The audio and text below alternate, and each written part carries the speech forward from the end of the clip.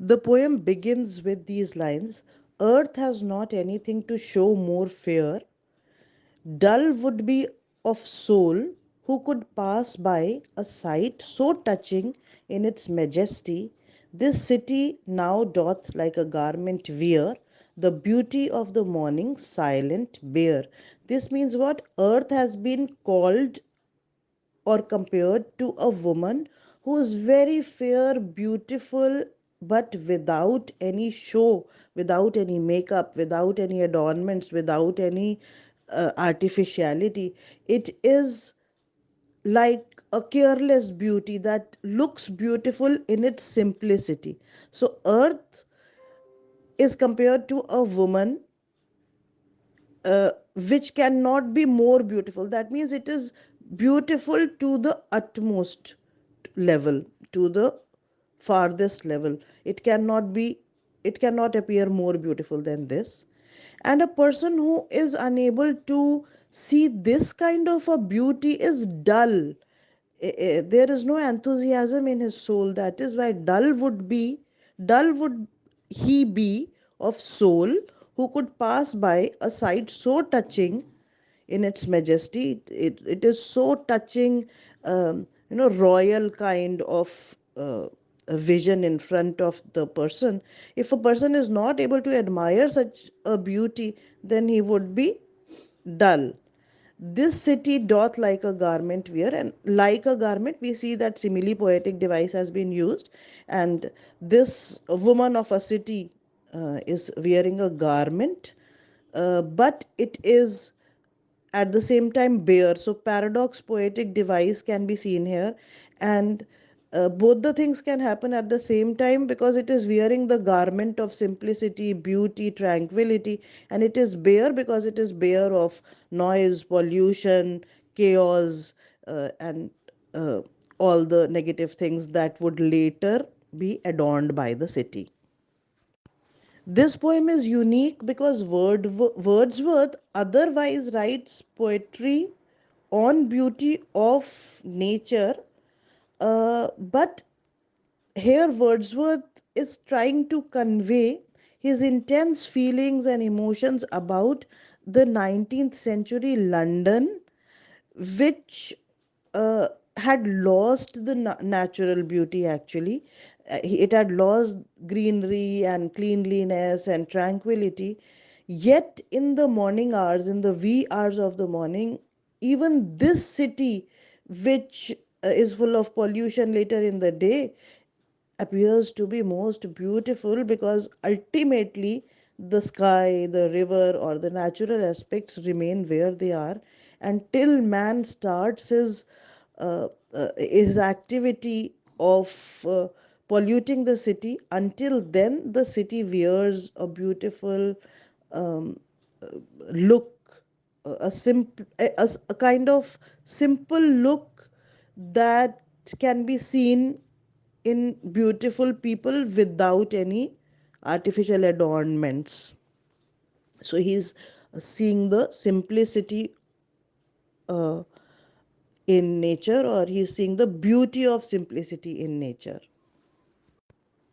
Ships, towers, domes, theatres, and temples lie open unto the fields and to the sky. Unto the fields because they are open, because they are not yet closed in smog and smoke. That is why they lie open into, like, their tops can be seen in the sky, and the beauty of these artificial things can be seen as a skyline in the city, just because the pollution has not corrupted it, the pollution has not ruined it up till now. All bright and glittering in the smokeless air. We can clearly see that he is uh, pointing towards pollution that would rise later in the day. Never did sun more beautifully steep in his first splendor, valley, rock, or hill. Everything is looking beautiful, whether it is natural or it is man made. Never saw I never felt a calm so deep. So here also in the city he can see the same kind of beauty, see, he can find the same type of tranquility that he finds in the green and natural surroundings otherwise. This admiration can also uh, be shown or is can be seen through the development of a strange paradox which says that two things that are very different, like the city and nature, that can't be together, are coming together here. When the city wears like a garment the natural beauty of the morning, it looks beautiful, but wearing the beauty of morning means that the city is bare because it is smokeless, pollutionless. That is why it is looking beautiful. And carrying the same paradox over, he is creating a link to the dress metaphor because of how a city is bathed in the sun rays. Then the paradox is extended to the strange union of the dead or asleep, and then calling it alive. The city is now more beautiful and lively than nature itself, but this is only because it has been bathed in the sun's light and is asleep. This is shown by the words steep, deep, asleep, which all rhyme. Instead of the city which is lying still, the natural parts of the landscape, like the sunlight, the valley, or the hill, as well as the river, are now active and they rule over the city which is lying still. It is lying still because the machines are still not on. It is still because the machines have not woken up. But the river and the sunlight and the valley and the hill, they are still living, they are alive. There is a heart in the last line of the text, the heart which represents the heart of the city. It makes the city alive because it doesn't move and it is dominated by nature. So the paradoxes have developed throughout the poem. In the next three lines, we find the river glideth at its own sweet will. Dear God, the very houses seem asleep, and all that mighty heart is lying still. So we find that the poet has emphasized upon upon this fact that he has raised, that the ships, towers, domes, theaters, and temples lie. And this is all personification because it demonstrates that the London is like a person, and here here the city of London is personified because it is called alive.